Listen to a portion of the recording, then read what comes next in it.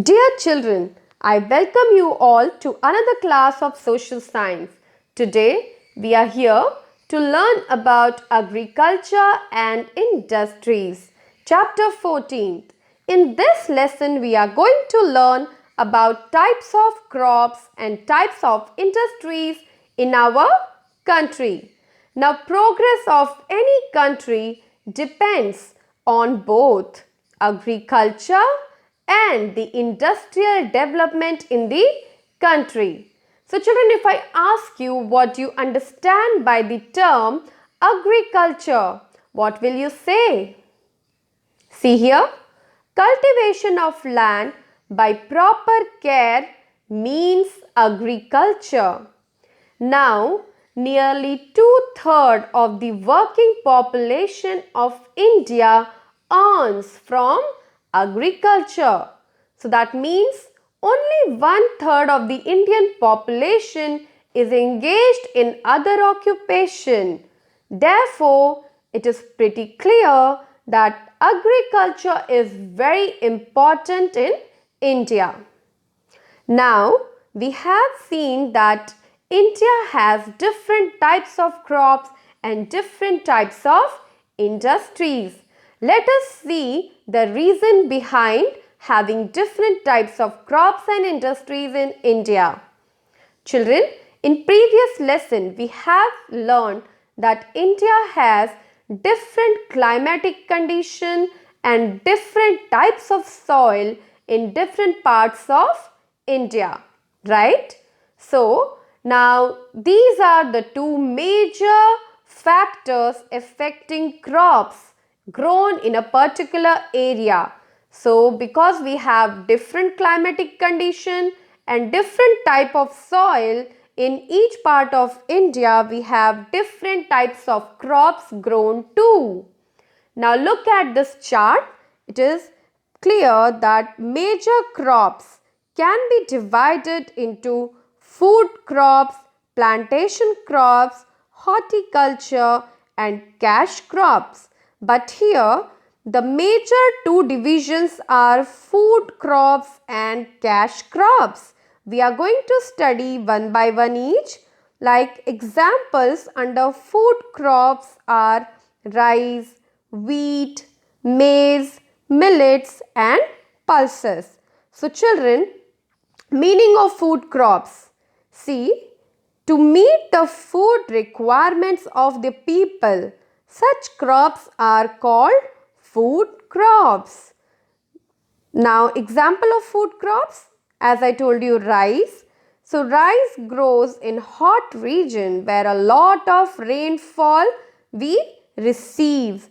So, Indian parts like West Bengal, Andhra Pradesh, Tamil Nadu, Punjab, Haryana, Bihar and Uttar Pradesh.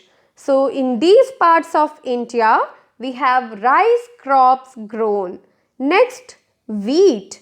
Wheat grows well in cold and dry climate. So, such climates when we have in Punjab, Haryana, Uttar Pradesh and Madhya Pradesh, we have wheat crops grown. Now let us study about millets. I would like to tell you that India is the world's largest producer of millets. So, see here jawar, ragi and bajra. Together these crops are called as millets. In India, where do you find millets grown?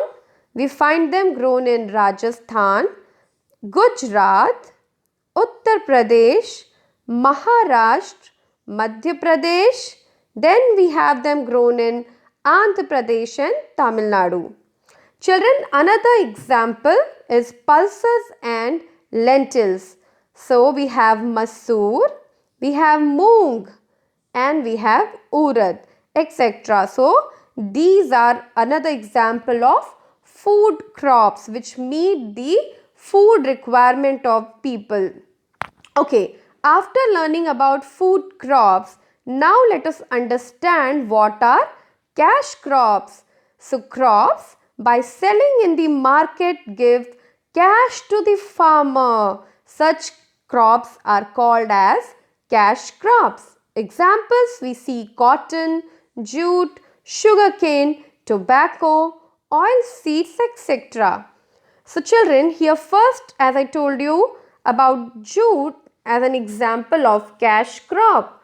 So, excuse me, jute is also, okay, jute is used for making bags and also for making carpets, and it is mainly grown in West Bengal and Assam. Now children, next example of cash crop we see is sugar cane. Now sugar is made from sugar cane, and India is one of the largest producers of sugar cane in the world. Children, it is mainly grown in Uttar Pradesh, Maharashtra, Gujarat, Karnataka, Tamil Nadu and Telangana. Okay. Another example of cash crops is cotton. Children, cotton is used for making clothes. It is mainly grown in Gujarat, Maharashtra, Punjab, Haryana and Telangana, where we have black soil. Now if I talk about tea, see we have tea plantation, and we have coffee, we have rubber. So they are all examples of plantation crops, okay, and also they come under cash crops. So tea, coffee and rubber, they all come under cash crops too, because our farmers, they get cash by selling these crops. Okay, next example under cash crops we have is food. Children, we have variety of fruits grown in India. We have banana, grapes, oranges, apples. We have coconut also grown in India, right? So these are all example of cash crops. Now let us talk about cropping season. Yes, in India we have two cropping seasons. It is called as Rabi crops and Kharif crops. Okay. So what are Rabi crops? See, crops like wheat and pulses which are sown in winter season are examples of Rabi crops. And about Kharif crops, they are sown in summer season, and crops like rice, maize, cotton and jute, they are example of Kharif crops. Green Revolution in India. Yes, it was launched in India in 1960s. And what is the meaning of Green Revolution?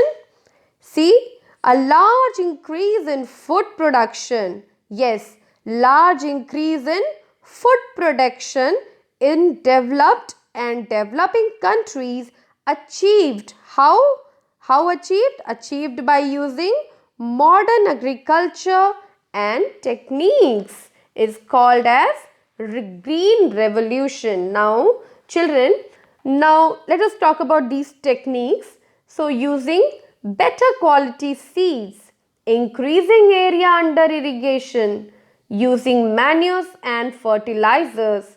Next, using modern machinery such as tractors and harvesters. Now you'll be happy to know that as a result of this, our agriculture production has gone up several times, and today we are not only self-sufficient in food production, but also we export agricultural products to other countries. However, children, the excessive use of chemical fertilizers have caused great damage to the soil in some parts of India. Now that was about agriculture. Now let us understand what is industry, or what you understand by the term industry. So industries are those places which they utilize all the raw materials. So raw material or natural resources such as cotton, wood, iron ore, aluminium. Okay, they utilize all these natural resources to manufacture various useful products. Alright, so they are known as industries. Now, resources needed for the industries. Now, if we have industries, what all resources we are going to need? So, for setting up an industries, various raw materials such as machines, power, labor, finance, and most important, transport is needed. Now, raw materials can be obtained from plants like cotton, sugarcane, and wood. Now, it can be extracted from the earth like metals or minerals, or obtained from animals to get wool, silk, leather, etc. Children, by this picture, we need to understand that raw materials, they need several other resources so that we can get finished product, right? But the most important thing we should understand is transportation. By means of this, finished product can be transported throughout the country. Okay, now industries can be classified into different parts. Now, it can be divided on the basis of sources of raw material, on the basis of their size, and also on the basis of their ownership. But in this lesson, we are going to understand industries by, on the basis of sources of raw material and also on the basis of their size. So, on the basis of raw material, let us understand that industries can be classified into agro-based industries like vegetable oil, cotton, textile, etc. Mineral-based industries like heavy machinery, building materials, etc. Marine-based industries like manufacturing fish oil, or seafood, etc.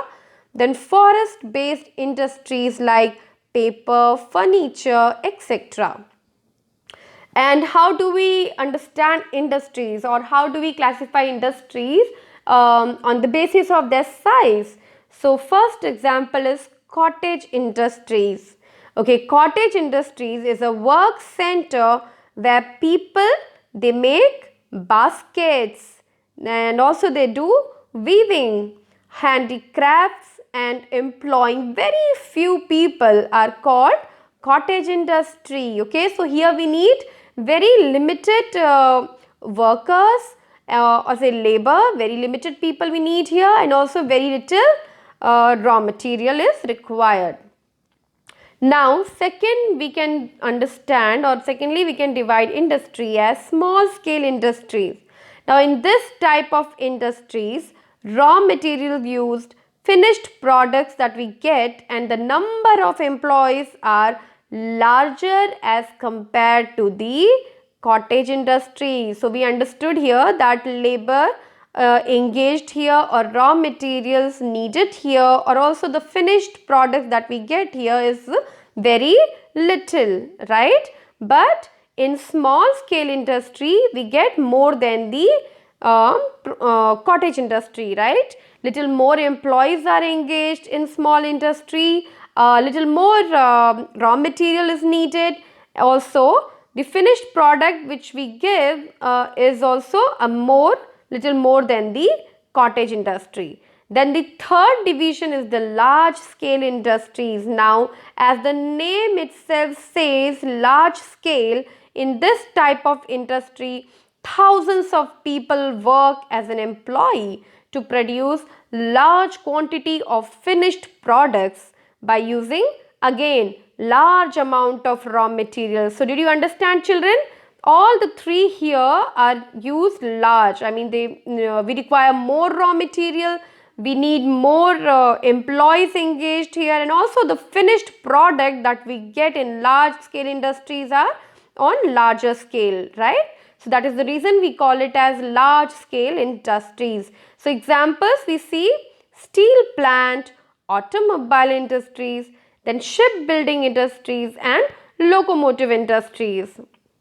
Okay, now if I ask you about important industries of India, it is definitely large scale industries. So, our country has given highest importance to the development of large scale industries. Okay. Now, understanding about cotton textile. So, industry are located mostly around, see, Mumbai, Ahmedabad, Kolkata, Kanpur, Madurai, etc. Okay. And also children, India is one of the leading producers of cotton textile in the world. Now, silk textile industries are located in Bengaluru, Mysore, Kanchipuram, Varanasi, etc. And where is iron and steel industries located in India? Well, we find these industries in Bhilai, Jamshedpur, Vishakhapatnam, Rourkela, Salim, etc. Okay, after that we have automobile industries in India in Jamshedpur, Kolkata, Jabalpur, Gurgaon, Pune and in Chennai. So, children, there are several other industries located in India. Okay, and their location also we can see here. So, we have industries like shipbuilding and the location is Vishakhapatnam, Kochi and Mumbai. Then we have electronic goods industries in Bengaluru, Mumbai, Chennai, Coimbatore and Pune. Then we have railway, locomotive, wagon and coach industries. And where is that? Well, the location is it is Chittaranjan, Varanasi, Jamshedpur, we have Kapurthala and Perambur. Okay, next we have is oil refineries industries in Assam, Gujarat and in Bihar. Okay. Our country, it has made good progress in the field of science and technology such as computer application and space research. Children, because of these industrialization, our life no doubt became more comfortable. However, because of the same industrialization, nature also gets polluted at an alarming rate. Okay, so we need to be careful, right?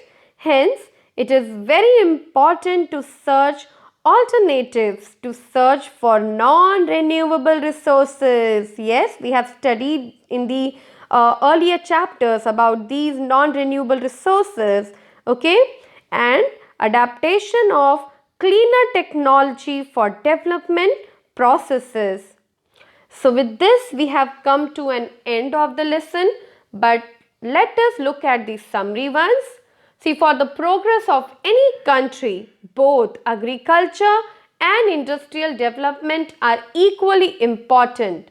So first point, agriculture is the main occupation of our country. Second point, in India, two types of crops are grown, that is food crops and cash crops. Third point, industries can be classified into cottage industries, small scale industries and large scale industries. Now at the end, children, I would like to share a point, very important point with you, that while development, it is must to take care of natural resources. Okay, it is must to take care of natural resources and keep watch on pollution. Children, learning is fun, so keep learning. Thank you.